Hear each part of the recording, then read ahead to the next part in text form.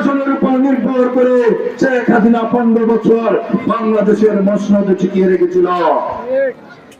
বন্ধুগণ, সময় এসেছে, এখন আমাদেরকে সংগঠিত হতে হবে।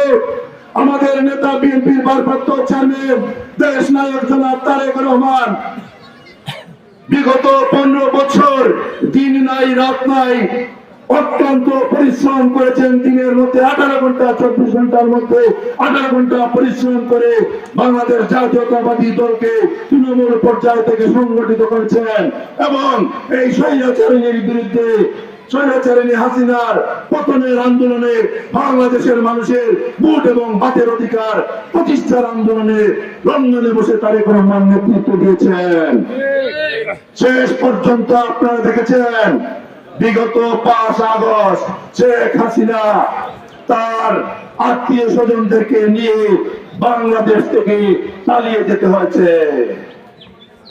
বাংলাদেশের মানুষ শেখ হাসিনাকে বাংলাদেশে থাকতে দেয় নাই। টানা 7মবারের মতো বেস্ট টিস্যু পেপার ব্র্যান্ড হিসেবে স্বীকৃতি পেয়েছে বসুন্ধরা টিস্যু। পৃথিবীর ইতিহাসে দুই একটা স্বৈরাচার ছাড়া আর কোন ইতিহাস নাই, আর কোন রেকর্ড নাই যে ক্ষমতার থাকা অবস্থায়, প্রধানমন্ত্রী থাকা অবস্থায় দেশ ছেড়ে পালিয়ে যাওয়া লাগছে। বন্ধুগণ, শেখ হাসিনাই বাংলাদেশের একমাত্র গৃহীত প্রধানমন্ত্রী ছিল, প্রশাসনের প্রধানমন্ত্রী ছিল, পুলিশের প্রধানমন্ত্রী ছিল। জনগণের প্রধানমন্ত্রী শেখ হাসিনা হতে পারে না।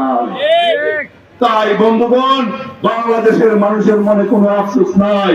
বাংলাদেশের মানুষের মনে উৎসাহ উদ্দীপনা জেগেছে। ফ্যাসিস্ট হাসিনা বিদায় হয়েছে, স্বৈরাচারের পতন হয়েছে, বাংলাদেশের আকাশে গণতন্ত্রের সূর্য উদিত হয়েছে। তারেক রহমানের নেতৃত্বে বাংলাদেশে আগামী জাতীয় সংসদ নির্বাচন অনুষ্ঠিত হবে। এই নির্বাচনে মানুষ তার পছন্দের প্রার্থীকে বেছে নেবে। আমরা বিশ্বাস করি বিগত 15 বছর স্বৈরাচার বিরোধী আন্দোলনে নেতৃত্ব দেওয়ার কারণে বাংলাদেশ সহ সারা বিশ্বে আমাদের নেতা বিএনপির ভারপ্রাপ্ত চেয়ারম্যান দেশ নায়ক জনাব তারেক রহমানের একটা গ্রহণযোগ্যতা তৈরি হয়েছে।